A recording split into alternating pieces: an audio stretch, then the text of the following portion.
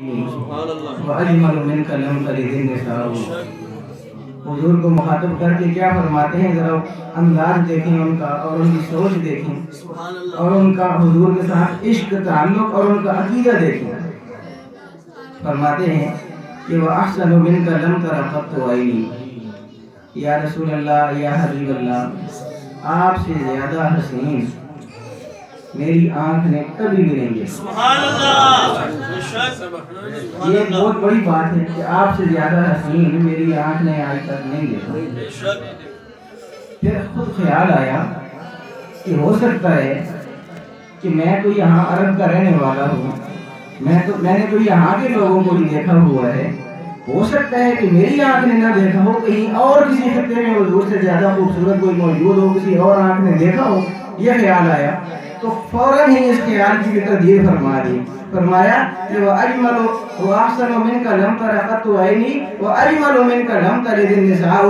یا رسول اللہ، یا حبیب اللہ، یہ میری آنکھ کا قصور تو نہیں ہے کہ اس نے آپ سے حسین دیکھا ہی نہیں ہے آج تک۔ یا رسول اللہ، کوئی آنکھ آپ سے زیادہ حسین کیسے دیکھ سکتی ہے کہ لم تلد النساء، کوئی ایسی ماں ہی نہیں ہے جس نے آپ سے زیادہ حسین بچہ جنا ہو۔ خلقت مبرئا من کل عیب کأنک قد خلقت کما تشاء۔ یا رسول اللہ، ایسے لگتا ہے کہ جیسے اللہ رب العالمین نے آپ کو اپنی مرضی کے مطابق فرمایا ہے، آپ کی مرضی کے مطابق آپ کو بنایا ہے۔ تو یہ میں عرض کر رہا تھا کہ ہم حضور کی کیا شان بیان کر سکتے ہیں دوستو۔ یہ سلسلہ اور پیچھے لے جائیں اگر، حضور کی نعت کا سلسلہ، یہ تو حضور کے زمانے کا ہے، اس سے بھی پہلے چلے جائیں جب حضور علیہ السلام کی ابھی ولادت ہوئی،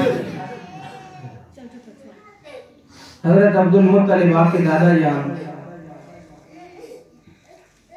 کعبہ کا طواف کر رہے ہیں۔ یہ طواف عمرہ تو یہ پہلے سے ہوتا آیا ہے، کیونکہ حضرت ابراہیم علیہ السلام نے کعبہ تعمیر کیا تھا، اس زمانے سے یہ ہوتا ہے۔